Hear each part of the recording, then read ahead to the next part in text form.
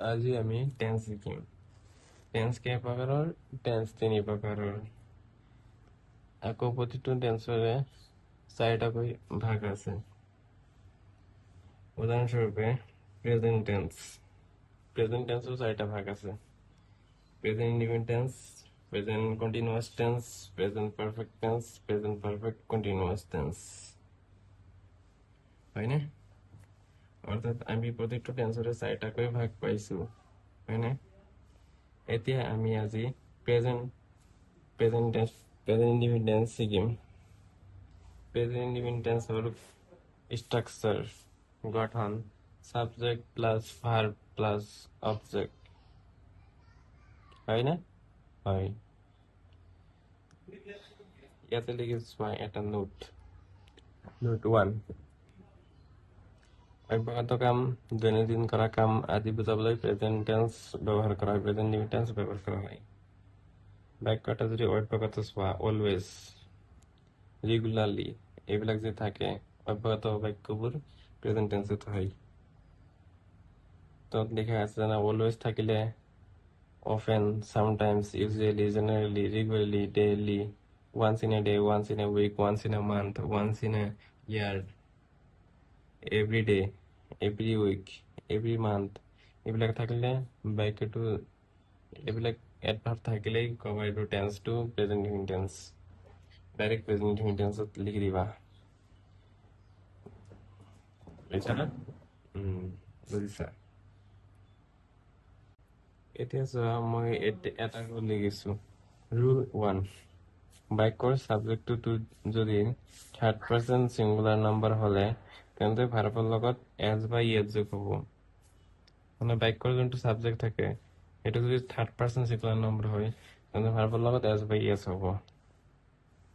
The old man, এইটো third person singular number, গতিকে ইয়াৰ লগত দ্য ওল্ড ম্যান, এইটো থাৰ্ড পাৰ্সন সিঙ্গুলাৰ নাম্বাৰ, গতিকে ইয়াৰ লগত এই টেক্স ভাৰ্বৰ লগত এটা এজ যোগ হব।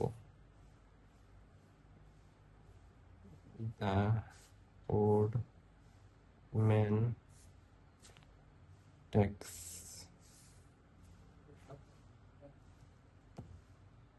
medicine every day.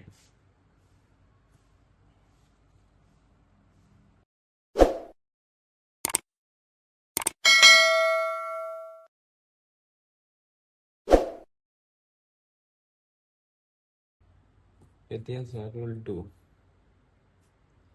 এক্সক্লেমেটৰী সেন্টেন্সৰ হিয়াৰ ডিয়াৰ লোকেৰে আৰম্ভ হোৱা সেন্টেন্সবোৰ প্ৰেজেন্ট ইনডিফিনিট টেন্সত হয়। মানে বাক্য যদি এক্সক্লেমেটৰী সেন্টেন্স, এইটো চোৱা, লুক হাউ হি ৱৰ্ক, এইটো এক্সক্লেমেটৰী সেন্টেন্স। এতিয়া এক্সক্লেমেটৰী সেন্টেন্সৰ বাক্যত যদি লুক, হিয়াৰ, ডিয়াৰ আৰম্ভ হয় তেনেহ'লে এইটো প্ৰেজেন্ট ইনডিফিনিট টেন্সত হ'ব। সেইকাৰণে লিখিছো look how he work. Look how, হিটো থাৰ্ড পাৰ্সন সিঙ্গুলাৰ নাম্বাৰ, গতিকে ভাৰ্বৰ লগত এজ বা ইয়েজ এটা যোগ হৈছে। বুজিছা? প্ৰেজেন্ট ইনডিফিনিট টেন্সৰ এইকেইটা ৰুল আছিল। আমি এতিয়া স্টাৰ্ট কৰিম present continuous tense. Present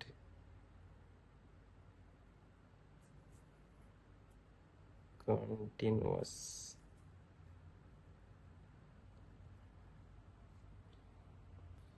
present continuous টেন্সৰ স্ট্ৰাকচাৰ, এইবিলাক তোমালোকে এই বাক্যৰ গঠন কেইটা মনত ৰাখিব লাগিব, নহ'লে টেন্স নোৱাৰিবা। স্ট্ৰাকচাৰ কেইটা মুখস্থ কৰি ৰাখিবা। Subject plus am is are plus ভাৰ্বৰ লগত, ভাৰ্ব ওৱানৰ লগত আইএনজি প্লাস অবজেক্ট। এতিয়া প্ৰেজেন্ট কন্টিনিউয়াস টেন্সৰ এটা ৰুল লিখিম। এতিয়া চোৱা, ৰুল 1, বৰ্তমান কোনো এটা কাম কৰি থকা বা চলি থকা বুজালে প্ৰেজেন্ট কন্টিনিউয়াস টেন্সত হয়। উদাহৰণস্বৰূপে, he is writing a letter, তেওঁ এটা চিঠি লিখি আছে, এইটো বৰ্তমানে কামটো চলি আছে। আই এম প্লেইং ফুটবল, মই খেলি আছো। ফুটবল খেলি আছো এইটো বৰ্তমান চলি আছে বৰ্তমান চলি থকা কামবোৰ প্ৰেজেন্ট কন্টিনিউয়াস টেন্সত হয় আৰু এটা ৰুল লিখিম এইটো ৰুল লিখিলে নিশ্চয় বুজি পাবা নাও at present বাক্য যদি নাও at present at this time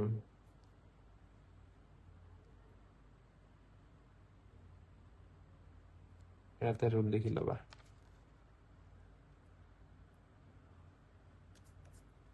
now at present at this time at this moment at this moment moment moment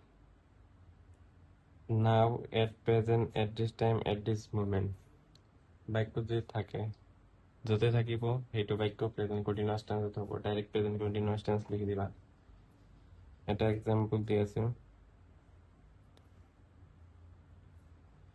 example 1 I read a novel I read a novel now I read a novel now এইটো নাও আছে না direct present continuous টেন্সত বহাই দিবা subject present continuous tense subject I আছে I লেখা subject কি আছে আই দিলো এতিয়া কি অ্যাডভার্ব এম এতিয়া এম ইজ আর এটা দিব লাগিব আইৰ লগত কি হ'ব আইৰ লগত এম হ'ব আই এম তাৰপিছত কি ভাৰ্বনৰ লগত আইএনজি ভাৰ্বটো দিয়া I am read এতিয়া ing এটা লগাই দিয়া ৰিডৰ লগত ing ৰিডিং তাৰপিছত অবজেক্ট যেনেকা আছে তেনেকা বহাই দিয়া এ নভেল নাও হৈ গ'ল ইমান সহজ টেন্স বহুত সহজ বুজি পালে সব সহজ আৰু এটা এক্সাম্পল দিওঁ present continuous টেন্সৰ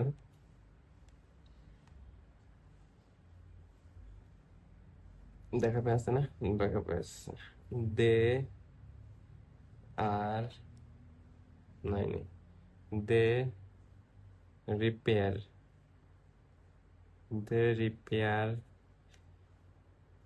the route they repair the route at present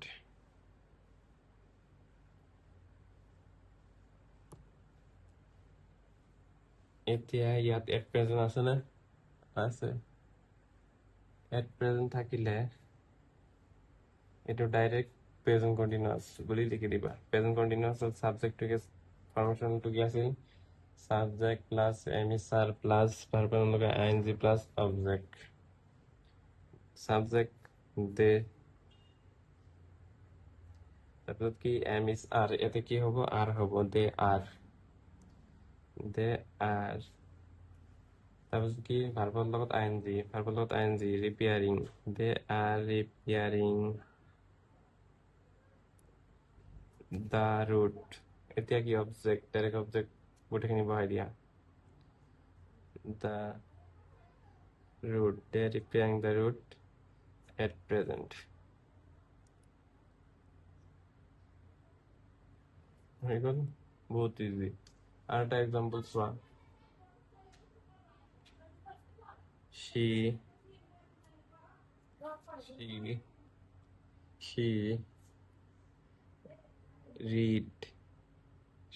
read a poem she read a poem at this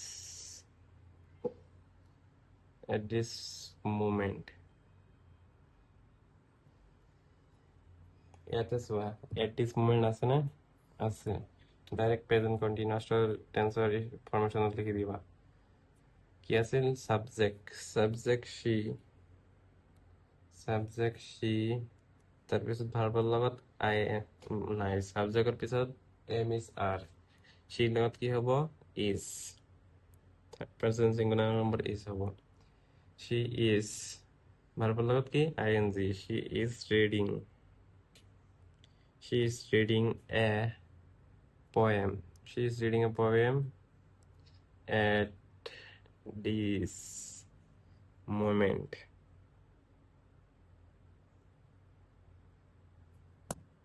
Article present continuous suspension আটা রুল লিখা দিন রুল রুল রুলটা সোয়া বাক্যর এটা অংশ যদি ইম্পারেটিভ সেন্টেন্স হয় বাক্যর এটা অংশ যদি ইম্পারেটিভ সেন্টেন্স হয় তেন্তে আনটো অংশ প্রেজেন্ট কন্টিনিউয়াস টেন্সত হব ইম্পারেটিভ সেন্টেন্স মানে কি বুজি পাই ডোন যেনেকা ডোন প্লিজ হারি আপ এনেকা সেন্টেন্সবোৰ ইম্পাৰেটিভ সেন্টেন্স হয় যদি ইম্পাৰেটিভ সেন্টেন্স হয় আনটো অংশত ডাইৰেক্ট প্ৰেজেন্ট কন্টিনিউয়াস টেন্সত লিখি দিবা এটা উদাহৰণ দিয়ে আছো চোৱা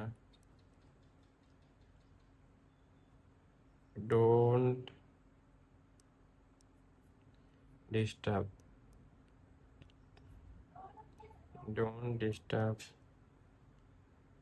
I read a book এটা কি ইম্পারেটিভ সেন্টেন্স না ইম্পারেটিভ সেন্টেন্স গতিকে আনটো সেন্টেন্স প্রেজেন্ট কন্টিনিউয়াস টেন্সত হ'ব don't disturb সাত দেখিলেই তুমি আনটো সেন্টেন্স প্রেজেন্ট কন্টিনিউয়াস টেন্সত হ'ব don't disturb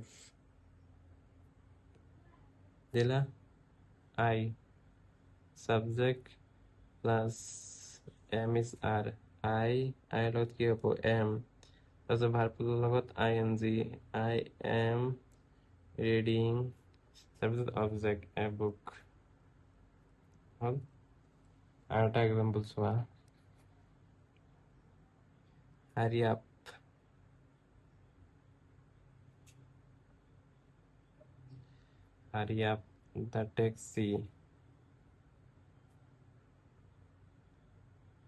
the taxi wait to কি ইম্পর্টেন্ট সেন্টেন্স আছে নাই আছে hurry